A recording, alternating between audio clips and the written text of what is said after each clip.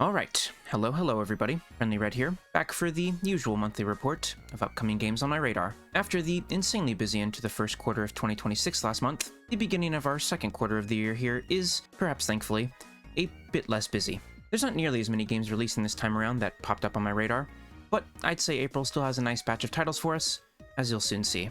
Before we get into it though, the usual disclaimer. Please keep in mind that release dates are always subject to change. What's presented in this video may be out of date by the time it is posted. And now, let the Reds radar for April of 2026 commence.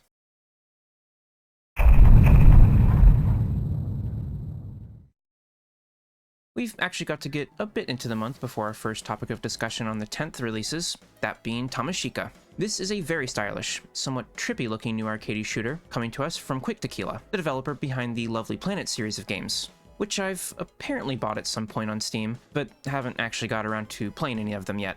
I'd say the lovely in their titles is quite fitting, as they do indeed look rather lovely, with smooth and colorful visuals that remind me of the Katamari Damacy games, paired with straightforward, get-to-the-point FPS gameplay. Anyways, unlike the Lovely Planet games, which featured more traditional game structure and progression, with multiple stages to tackle and various different objectives to complete within, Tamashika seems to be a bit more of a lean and focused experience in comparison. While the details are somewhat slim on the store page for the game, Tamashika looks to only feature one weapon and sidearm for the player to use, in addition to the general movement and melee mechanics.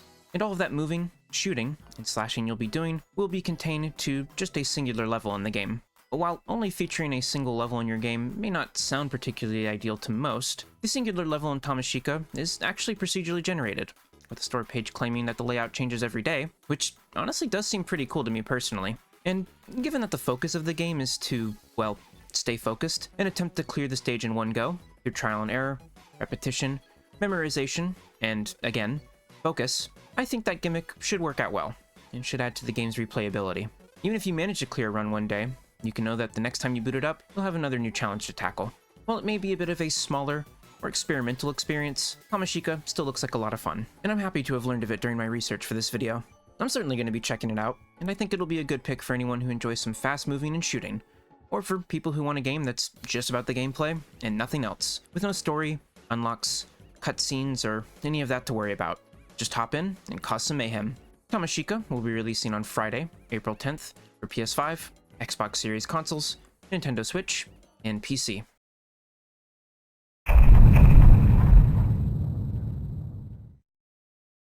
Jumping ahead to the next week, April 16th sees the release of Mouse PI for Hire.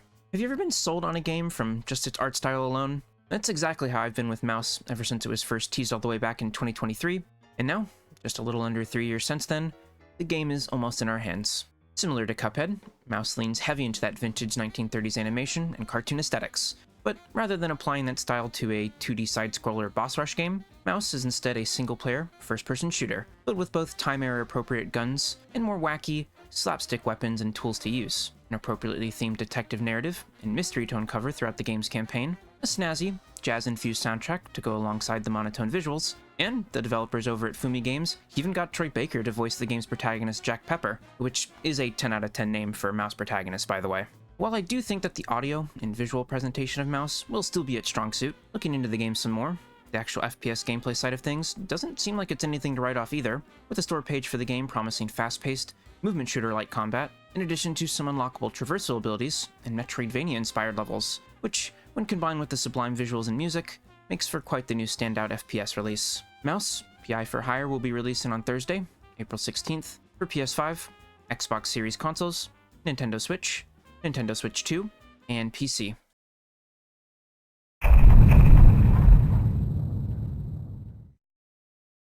And the very next day, on April 17th, after almost 6 years since it was announced, Capcom's brand new game Pragmata will finally be released. Indeed, after quite the lengthy development cycle, and lots of trial and error in getting everything balanced and polished up properly, according to the game's director, Pragmata is almost here, and I'm for sure ready to play this one.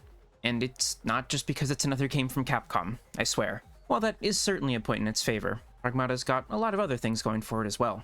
For starters, the futuristic sci-fi setting, tech, and enemies look great, and really stand out from pretty much any other game or series that Capcom has their hand in, aside from Mega Man, I guess? Even then, Mega Man is a bit of a different kind of sci-fi, I feel. with a more cartoony and whimsical tone compared to what's on offer in Pragmata. Regardless, as a big fan of sci-fi, quite excited to see Capcom tackling the genre here with Pragmata, and while what's in this game is quite different from what you'd see in the Mega Man series, there's one thing both franchises have in common: android protagonists who like to wear blue.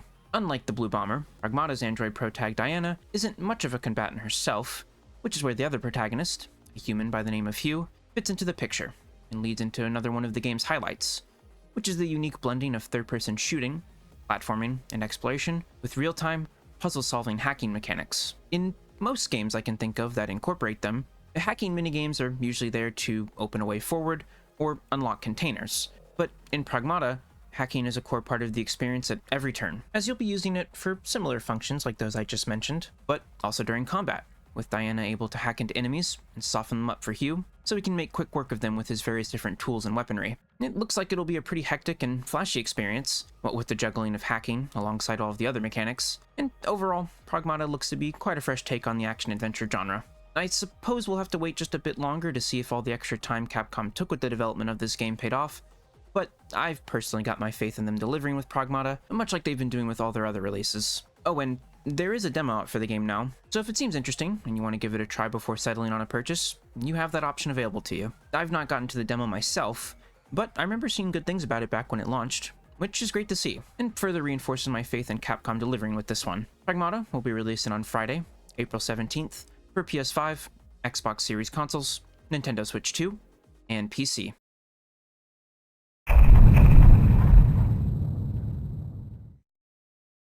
Closing out our priority pickups on the 28th, we have Box, the spiritual successor to Garry's Mod.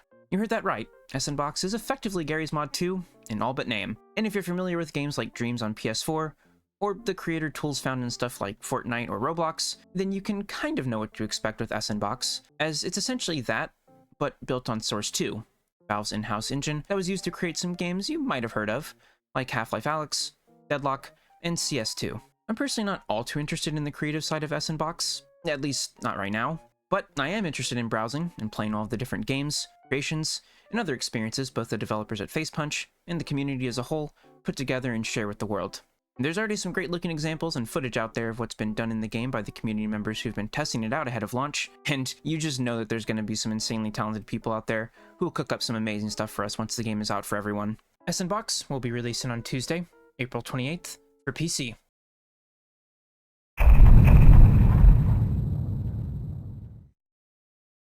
Moving into the honorable mentions, first up on the 14th is Replaced. This is a super slick, narrative-driven 2D action platformer set in a dystopian 80s cyberpunk world. And similar to Pragmata, this one's been a long time coming, being originally announced in 2021 and set for a 2022 release.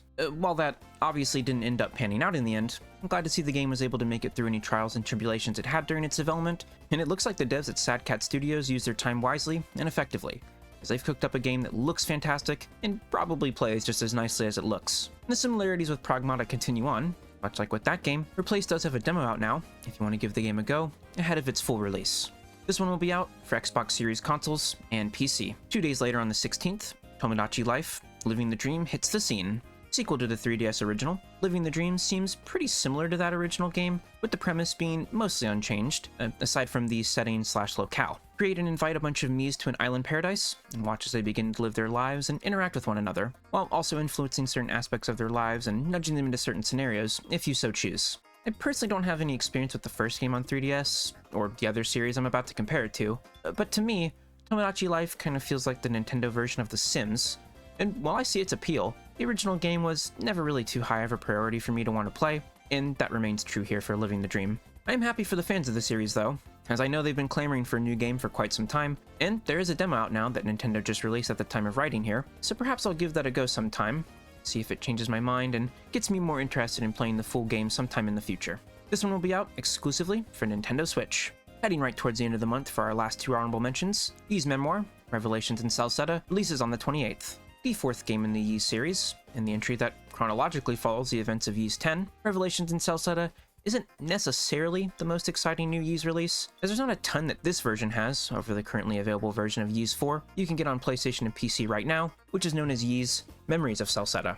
But really, the only two claims to fame that Revelations has over Memories is that, well, this version will be released on Nintendo Switch, a platform that currently has no way of playing these four in any capacity, and a new, re-recorded soundtrack, which you can opt to use over the original OST, or switch between them both, should you so choose.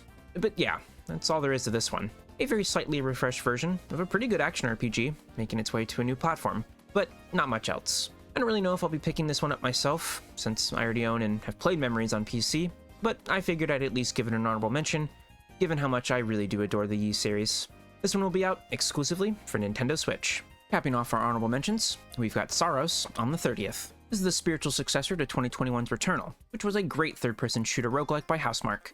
It looks like everything that made that game great is back here in Saros, with plenty of distinct, hostile alien locales to do your shooting and rogueliking in, with no shortage of colorful, somewhat mesmerizing patterns of bullets to dodge and weave through during said shooting and rogueliking.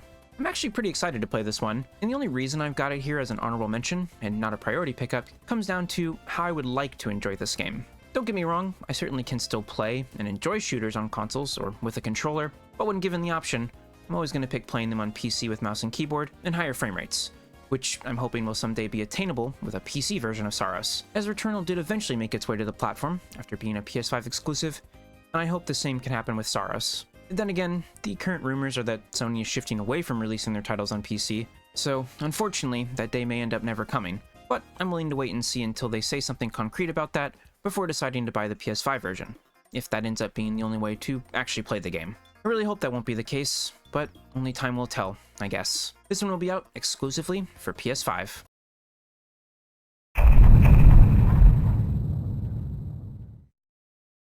And thus, we reach the conclusion to yet another Red's Radar. As I mentioned at the start, not quite as stacked of a month as March was, but I think there's still some good stuff here. With Mouse and Tamashika offering up some very visually distinct first-person shooting, Pragmata finally hacking its way onto store shelves, hopefully delivering another banger from Capcom, Box giving players and creators alike countless hours of entertainment, like Gmod did before, and all of the honorable mentions I discussed look great as well. We also get the Mario Galaxy movie this month, and I'm sure that'll be a fun watch, much like the original was. But, with all that being said, I think that'll do it for this video. If you made it to the end, I thank you for watching. Your continued viewership and support is greatly appreciated. Hope I was able to entertain, inform, and perhaps interest you in some upcoming games you may not have known about. And last, but certainly not least, as always, I'll see you next time.